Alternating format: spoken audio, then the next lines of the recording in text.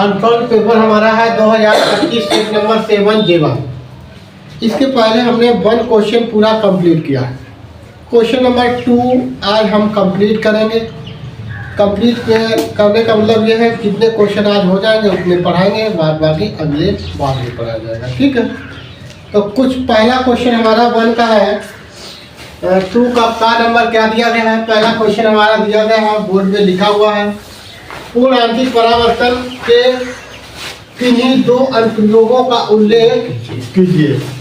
पूर्ण आंशिक परावर्तन के किन्हीं 2 अनुप्रयोगों का उल्लेख कीजिएगा। तो देखिएगा, किन्हीं 2 अनुप्रयोगों का उल्लेख करना है तो आपका अनुप्रयोग क्या होते हैं? नंबर 1, हम उत्तर को देख लेते हैं। उत्तर हमारा क्या है? नंबर 1 में पहला जो अनुप्रयोग है, फर्स्ट अनुप्रयोग है वो क्या है? पहला, हीरे का चमकना। हीरे का चमकना। अनुप्रयोग तो कई हैं, आपको जो याद हो वो आप लिख लीजिएगा। ठीक है, हीरे का चमकना। दूसरा क्या है? प्रकाशिक तंत्र। प्रकाशिक तंत्र, ये 2 उपयोग है। नंबर 1 है हीरे का चमकना, नंबर 2 क्या है? प्रकाशिक तंत्र। हीरे का चमकना क्या होता है?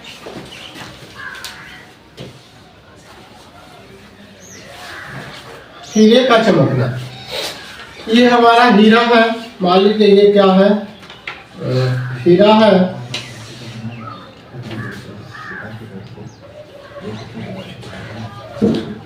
ये हीरा है। इस हीरे में जब हम प्रकाश की किरण को क्या करते हैं? प्रवेश कराते हैं, तो यहाँ पे तो इसका क्या होता है? अपवर्तन हो जाता है। अब जब प्रकाश की किरण हीरे में प्रवेश कर जाती है तो क्या होता है कि जब प्रकाश की किरण हीरे में प्रवेश करती है तो जब ये बाहर निकलती है तो यहाँ पे इसका क्या होता है? पूर्ण आंशिक परावर्तन हो जाता है। यहाँ पे ये बाहर निकलना चाहते तो यहाँ पे भी इसका क्या होता है? पूर्ण आंशिक परावर्तन। यहाँ पे बाहर निकलना चाहते तो यहाँ पे इसका पूर्ण आंशिक परावर्तन। ऐसे ये हीरे की सतह से जब टकराते हैं तो बार बार इसका क्या होता है? पूर्ण आंशिक परावर्तन। जहाँ पर ये टकराती है, जहाँ से इसका पूर्ण आंशिक परावर्तन होता है, वह बिंदु क्या होने लगता है? चमकने लगता है। ये हीरे का चमकना है। ये ऐसा क्यों होता है? क्योंकि इसका जो अपवर्तनांक है वो सबसे अधिक होता है। अपवर्तनांक इसका कितना होता है? 2.4। और इसका आपतन जो कोण होता है वो कितना होता है? क्रांति कोण जो होता है कितना होता है बता सकते हो आप? ये इसका अपवर्तनांक है। सर्वाधिक इसका अपवर्तनांक होता है। सर्वाधिक अपवर्तनांक कितना होता है? 2.4, जिस कारण ये क्या है? और इसका जो IC का मान होता है या आपतन कोण का 24 या अलग अलग भी इसको लिखा गया है, याद रखिएगा। ठीक है, इसके कारण ये क्या है? प्रकाश की किरण इसी माध्यम में टकराती घूमती रहती है, जिस कारण ये क्या बिंदु है? आपस में पूर्ण आंशिक परावर्तन होता है और चमकने लगता है, इससे क्या है? हीरा हमारा चमकता है। ठीक है, तो ये हमारा क्या है? हीरे का चमकना पहला अनुप्रयोग है। दूसरा अनुप्रयोग क्या है? प्रकाशिक तंत्र। प्रकाशिक तंत्र को इसका बहुत उपयोग भी किया जाता है। मेडिकल साइंस में इसका उपयोग किया जाता है। चिकित्सक में तो क्या है? देखिएगा, प्रकाशिक तंतु मान लीजिए डबल लेयर का एक प्रकार से बनाया जाता है। ये हमारा क्या है? प्रकाशिक तंतु है।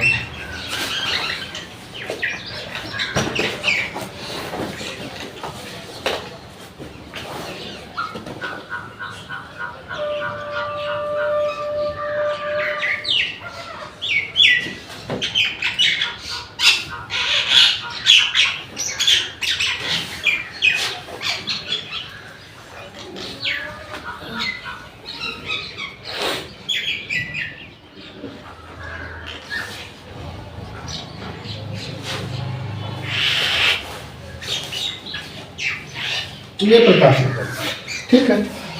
अब होता क्या है कि प्रकाशित तंतु में जब प्रकाश की किरण अंदर प्रवेश करती है तो हम जानते हैं कि प्रकाश की किरण क्या है, एक सीधी रेखा में। न्यूटन के नियम अनुसार जानते हैं कि प्रकाश की किरण एक सरल रेखा में चलती है, लेकिन जो प्रकाशित तंतु होता है वह हमारा एक लचीला पाइप होता है। कैसा होता है? लचीला। उसको जहाँ से चाहो वहाँ से मुड़ जाएगा। तो जब ये मुड़ जाएगा तो प्रकाश इससे बाहर निकल नहीं पाएगा। अब प्रकाशित तंतु क्या होता है कि जब प्रकाश की किरण इसमें प्रवेश करती है तो यहाँ पर जब ये बाहर निकलना चाहती है तो यहाँ पर इसका क्या हो जाता है, पूर्णांतिक परावर्तन हो जाता है, जिस कारण ये प्रकाश की किरण यहाँ पे आई। अब यहाँ पे भी क्या होता है, इसका पूर्णांतिक परावर्तन होता है, ठीक है। तो ये किरण यहाँ पे पहुँच गई, यहाँ पे भी इसका क्या होता है, पूर्णांतिक परावर्तन होता है, तो ये किरण यहाँ पे पहुँच गई। ऐसा करके ये प्रकाश की किरण यहाँ पर, इसके बाद क्या होती, फाइनली बाहर निकल जाती, ठीक है। तो प्रकाश क्या है, एक लचीले पाइप से बाहर चला जाता है। अब ऐसा कैसे हो जाता है कि पूर्णांतिक परावर्तन क्यों होता है, वापस क्यों नहीं लौटता है? तो देखिएगा क्या है कि जो ये है, ये हमारा है जो अंदर की सतह होती है जिसका अपवर्तनांक कितना होता है बेटा, 1.7, और जो बाहर की सतह है इसका जो अपवर्तनांक होता है वह 1 लगभग कितना होता है बेटा, 1.5, और ऊपर अंदर की सतह 1.7। तो ये क्या है कि अंदर की जो सतह है वह हमारा सघन माध्यम हो जाता है, बाहर विरल माध्यम, जिस कारण क्या है कि हम पूर्णांतिक परावर्तन से जानते हैं कि जब प्रकाश की किरण सघन माध्यम से विरल माध्यम में प्रवेश करती है और यदि अपवर्तन कोण का मान 99 से अधिक हो जाए तो प्रकाश की किरण क्या होगी, उसी माध्यम में परावर्तित हो जाती है। तो ये पूर्णांतिक परावर्तन के नियम अनुसार ये क्या है कि इसका पूर्णांतिक यहाँ पे जब आपतन कोण का मान, अपवर्तन कोण का मान क्या हो जाता है अधिक, तो ये इसी माध्यम में क्या हो जाती है, परावर्तित होकर बाहर निकल जाते हैं। तो ये दो इसके क्या है, अनुप्रयोग है। यहाँ से हमारा पहला 2 का क्वेश्चन नंबर कंप्लीट होता है। यदि किसी को कोई समस्या हो तो वो पूछ सकते, और इसको अब शुरू से देखिएगा क्या है कि हमने 2 का डा तक क्वेश्चन कर लिया है। 2 का अगला क्वेश्चन हमारा क्या है, 2 का 4 जो बोर्ड पे लिखा हुआ, क्या लिखा गया है, वाटहीन धारा से क्या तात्पर्य है, वाटहीन धारा से क्या तात्पर्य है। तो वाटहीन धारा क्या हमारा है, वाटहीन धारा जब ऐसी धारा जिसका औसत शक्ति शून्य हो जाए, जिसका औसत शक्ति कितना हो जाए बेटा, शून्य हो जाए, तब उसे वाटहीन धारा कहते हैं, ठीक है। इसको हमने लिख दिया। अब कैसे होता है औसत शक्ति शून्य, देखेगा तो औसत शक्ति का सूत्र जो हमारा है वह है पी एवरेज, ठीक है। पी एवरेज बराबर क्या होता है, I R M S into B R M S, B R M S into cos phi. अब यहाँ पे क्या हो कि किंतु फाई का मान कितना हो बेटा, π/2 हो। फाई का मान कितना हो हमारा, π/2 हो। तब क्या होगा, इस मान को यहाँ पे भर दें तो क्या आ जाएगा हमारे पास, AVG बराबर IRMS इंटू VRMS और इंटू कॉज π/2, और कॉज π/2, कॉज π/2 मतलब कॉज 90। कॉज 90 का मान कितना होता है, 0 होता है, और 0 का गुणा करेंगे तो औसत शक्ति हमारा क्या आ जाएगा, 0 आ जाएगा। पी एवरेज वैल्यू क्या होगा, 0 होता है। ऐसी धारा को हम क्या कहते हैं, वाटहीन धारा कहते हैं, ठीक है। लिख लीजिएगा, नोट कर लीजिए कि हमने 2 का घातक क्वेश्चन हल कर लिया। अगला क्वेश्चन हमारा क्या है, 2 का डा, क्वेश्चन नंबर 2 का डा है। क्वेश्चन बोर्ड पे लिखा हुआ क्या कह रहा है, गैल्वानो मापी को वोल्ट मापी में कैसे रूपांतरित करते हैं? गैल्वानो मापी को वोल्ट मापी में कैसे रूपांतरित किया जाता है? तो देखिएगा उत्तर इसका क्या है, कैसे आप इसको रूपांतरित करोगे। हम क्या करते हैं, उच्च प्रतिरोध के तार को लेते हैं, उच्च प्रतिरोध के तार को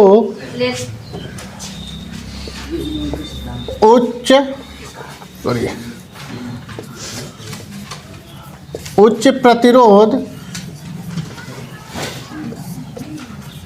के तार को उच्च प्रतिरोध के तार को श्रेणी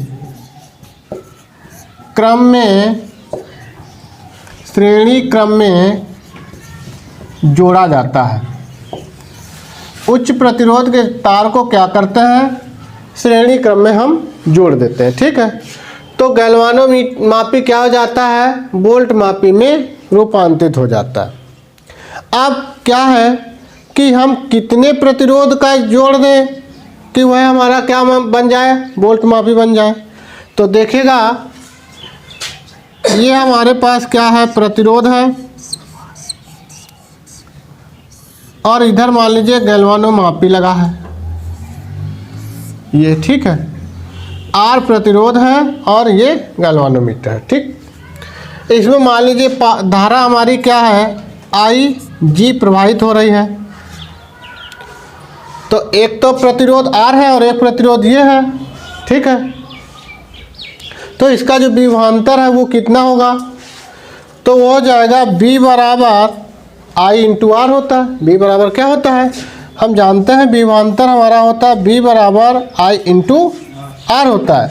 अब यहाँ पे क्या होगा, तो आर की जगह एक प्रतिरोध ये है, एक प्रतिरोध ये है, तो आई जी यहाँ पे होगा और ये क्या हो जाएगा, आई जी इंटू जी हो जाएगा। धारा इसमें आई जी प्रवाहित हो रही है और इसमें क्या हो रही है, आई जी इसमें भी जा रही है।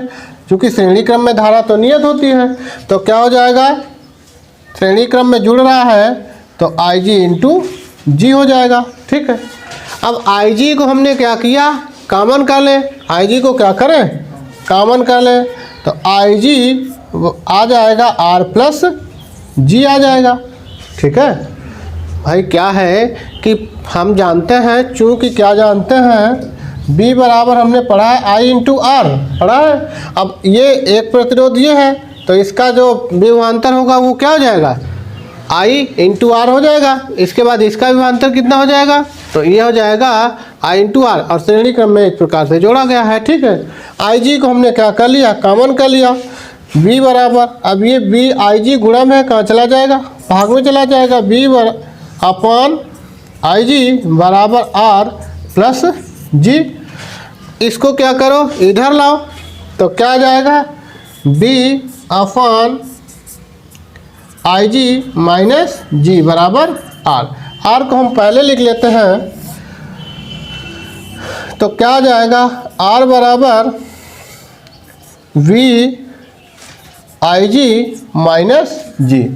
इतने प्रतिरोध के तार को हम क्या करें, यदि धारा मापी के साथ संयोजित कर दें, इतने प्रतिरोध के तार को यदि हम क्या कर दें, धारा मापी के साथ संयोजित कर दें, तो वो क्या बन जाता है, वो क्या बन जाएगा, वोल्टमीटर। ठीक है, इस प्रकार से हमारा संयोजन किया जाता है, नोट कर लीजिएगा।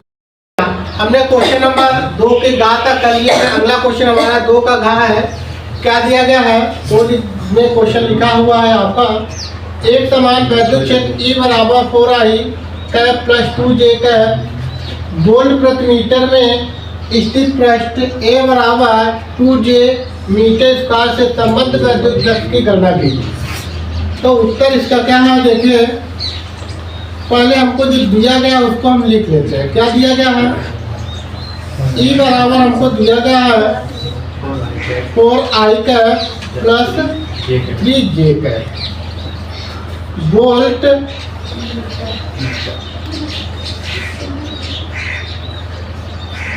दिया गया है, वोल्ट प्रति मीटर ये दिया गया है। और हमको एरिया दिया गया है देखिएगा यहाँ पे आई नहीं दिया गया है, तो आई को हम क्या लिख लेंगे, 0 आई कैप, ठीक है, और प्लस 2 जे कैप मीटर स्क्वायर, ठीक। अब वैद्युत फ्लक्स का फार्मूला क्या होता है, वैद्युत फ्लक्स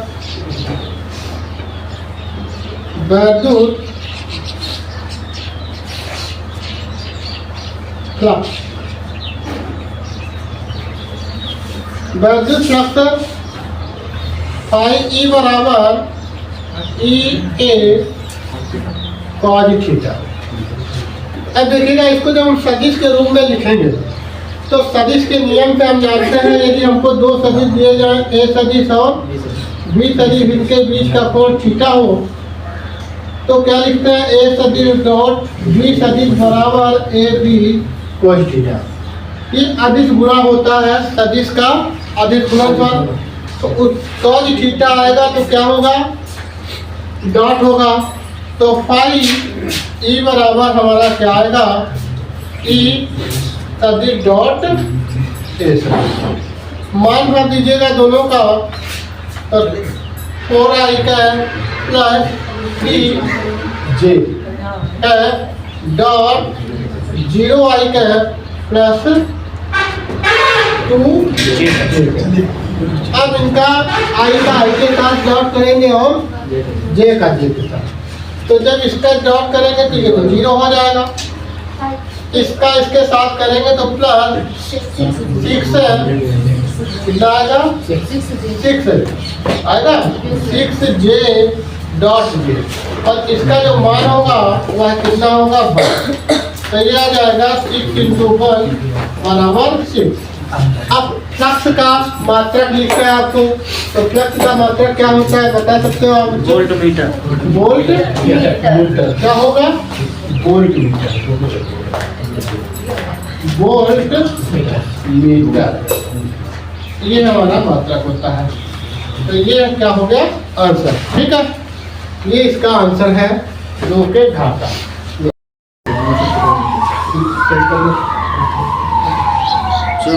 देखिएगा क्या है कि हमने क्वेश्चन नंबर 2 का खा तक कर लिया, ठीक है।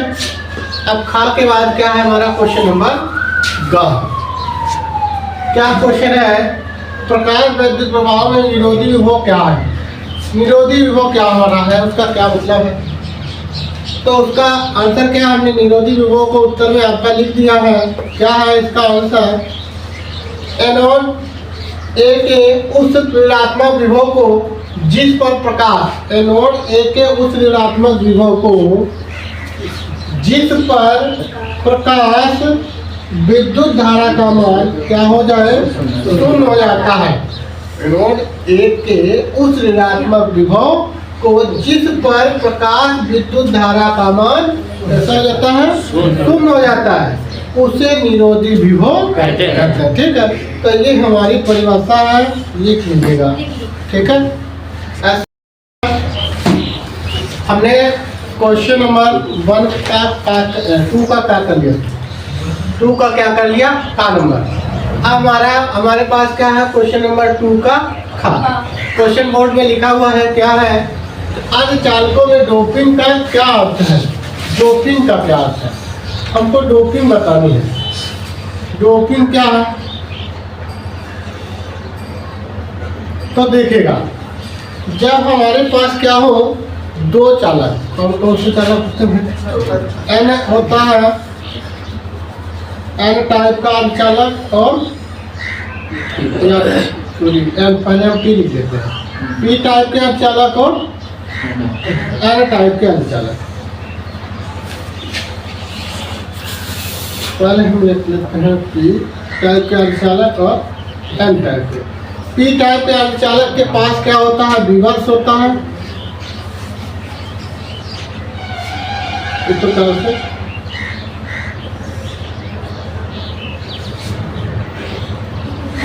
और एन टाइप के अर्धचालक के पास क्या होता है, इलेक्ट्रॉन होता है, इस प्रकार से।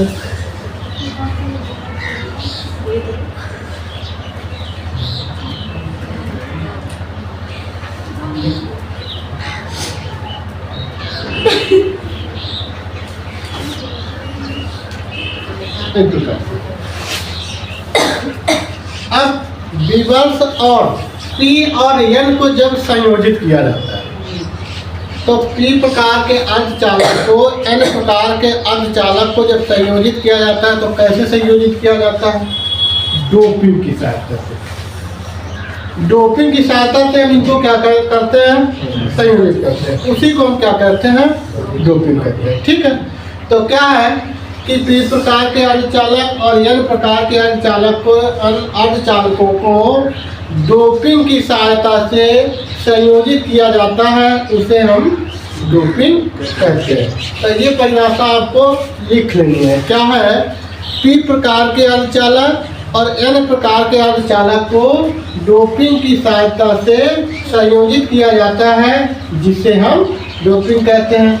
इसको आपको लिख लेना है। ठीक है, हमने 2 बार रिपीट कर दिया है, आप उसको पुनः देखकर लिख लें। ठीक है।